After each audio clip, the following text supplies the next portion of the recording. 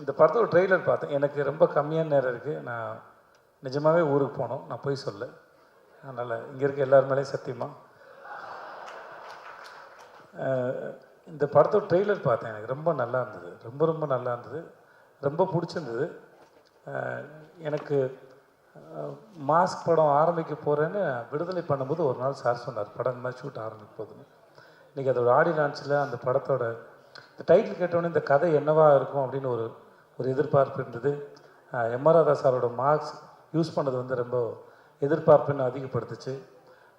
Visual பார்க்க ரொம்ப நாள் அந்த டயலாக்ஸ் ரொம்ப ரசித்தேன். இதெல்லாம் இந்த படம் பார்க்கணுங்கிற ஆர்வத்தை எனக்கு தூண்டுச்சு. ஆனால் இந்த ஆடியோ லான்ச் வந்து தனி ட்ரெய்லராகவும் படமாகவும் இருந்துச்சு. வந்த எல்லோரும் ஒரு தாறுமாறாக பேசினாங்க.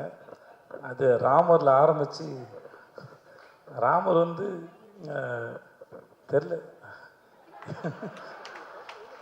நான் விடுதலை எப்போது படம் பார்த்த நாங்கள் ஒரு நாள் வெற்றி சார் கொடைக்கானல் இருக்கும்போது படத்தை ஒரு விட பார்த்துருங்க செய்து அப்படின்னாப்புல. ஷூட் இருக்கும்போதே சார் வந்து படம் காட்டுவார். அது வெகு சிலர் மட்டும்தான் அதை காமிச்சிருக்காங்க. அந்த டிஸ்கஷனுக்கு ஆக்டர்கிட்டையும் கேட்குறது. ஏன்னா அவர் அந்த படத்தில் எவ்வளோ சிந்தித்து அந்த படத்தை இயக்கியிருப்பார், இல்லை வேலை செஞ்சுருப்பான்னு எனக்கு நல்லா தெரியும். அதையும் தாண்டி படத்தில் வேலை பார்த்த எனக்கு அது மேலே ஏதாவது கருத்து இருக்கா, ஏதாவது சொல்கிறதுக்கு இருக்கா? நான் என்ன நினைக்கிறேன், இந்த நம்ம விக்ரமன் சொன்ன மாதிரி தான் ரொம்ப டெமோக்ராட்டிக்கான ஒரு மனுஷன். நான் பார்த்த வரைக்கும் ரெண்டு முகம் கிடையாது அவர்கிட்ட. எந்த மாஸ்க்கும் இல்லை. அவர் மேடையில் பேசுகிற இல்லை தனியாக அறையில் பேசினாலும் சரி, எப்போ பேசினாலும் எனக்கு தெரிஞ்சு ஒரே ஒரு வெற்றி மரம் தான் இருக்கார். ஸோ அவர்கிட்ட சுத்தமாக மாஸ்கே இல்லாத ஒரு மனுஷன். ஸோ அவர்கிட்ட ஒரு விஷயத்தை பகிர்ந்துக்கும் போது என்னடா இது கூட ஒருத்தன் தெரியலையே அப்படிங்கிற மாதிரி இருக்காது. தனக்கு தெரிஞ்ச எதுவாக இருந்தாலும் சக மனுஷன்கிட்ட பகிர்ந்துக்கிறதுல சமமாக நடத்துறதுல ஒன் ஆஃப் த பெஸ்ட். ரொம்ப நன்றி. நீங்கள் மாதிரி ஒரு ஆளாக இருக்கிறதுக்கு ரொம்ப நன்றி sir. I learn so much from you. So அப்போது அந்த சமயத்தில் இந்த ராமருங்க ஒரு ஆளை பார்க்கும்போது ஐயோ பாவம் புள்ள பூச்சி இந்த மனுஷன்ட்ட மாட்டிகிட்டு இருக்கு அப்படின்னு நினச்சேன். எனக்கு எப்போ தான் தெரிஞ்சது அந்த ஆளுக்கிட்ட நம்ம கூட்டமே மாட்டேங்குது. ராமர் மாதிரி ஆளை மேடையில் ஏற்றி உங்கள் ஊருக்கு போயிட்டு வந்த கதையை சொல்லுப்பானாலே 1 மணி நேரம் பேசுவார் போல இருக்குது.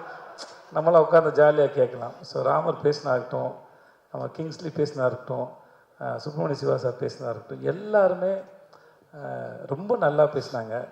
ஏதோ சின்ன வயசில் திருவிழாவில் போயிட்டு ஆடல் பாடல் நிகழ்ச்சி பார்த்தா மாதிரியே இருந்துச்சு எனக்கு. ரொம்ப நல்லா இருந்தது. இந்த எவ்வளோ அவசரமாக இருந்தாலும் வழக்கமாக இந்த மாதிரி வேறு படத்தோட ஆடியோ லான்ச் போனால் போக மாட்டேன். எனக்கு என்ன பேசுறதுனே தெரியாது, எதுவுமே தெரியாது, யாரையும் தெரியாது, ஒன்றுமே தெரியாமல் எப்படி பேசுகிறேன்னு தெரியல அப்படின்னு ரொம்ப தயக்கத்தில் இருப்பேன்.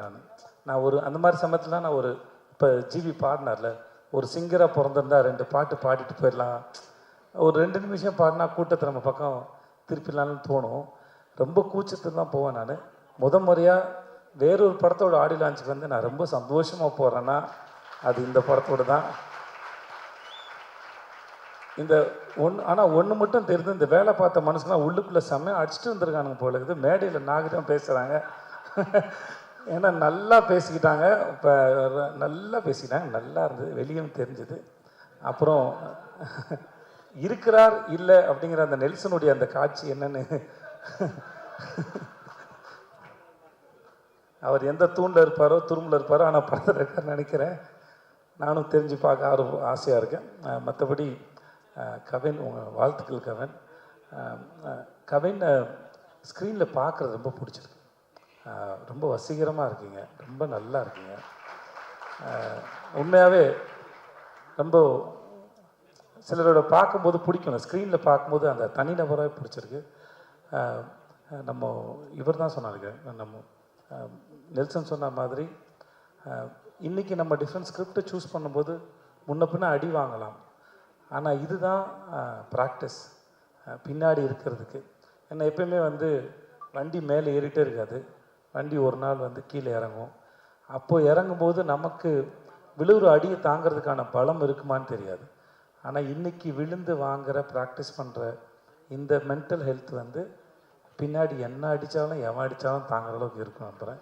ஸோ இந்த ப்ராக்டிஸ் என்றைக்குமே நம்புங்க. ஏன்னா அது நீங்கள் சொந்தமாக அனுபவப்பட்டு சம்பாதிக்கிறது. ஸோ அது படம் கண்டிப்பாக என்றைக்குனாலும் ஓடுற படமாக இருக்கணும், அது மக்களை போய் சேரணும், அதில் மாற்றுக்கிறது இல்லை. பட் ஆனால் அது எக்ஸ்பெரிமெண்ட் பண்ணும்போது நம்ம காலத்துக்கும் நம்மளால் நம்ம சொந்த அறிவோடு சர்வை பண்ண முடியும். கண்டிப்பாக அந்த காலம் அவங்களை நிப்பாட்டி நம்புகிறேன். இந்த படத்து மேலே நிஜமாக பெரிய நம்பிக்கை இருக்குது. இந்த ஃபோட்டோவில் கொட்டுற மாதிரி பணம் வந்து ஆண்ட்ரியாவுக்கும் சொக்கு சாருக்கும் கொட்டட்டும். எனக்கு ஏதாவது பார்த்து பண்ணி விடுங்க பின்னாடி. ஏன்னா 8 நாள் கூப்பிட்டு போய் என்னை வச்சு செஞ்சுருக்காங்க. உண்மையாகவே எனக்கு பேமெண்ட் பாக்கி இருக்குது, ஏதாவது பார்த்து கொடுத்து விடுங்க.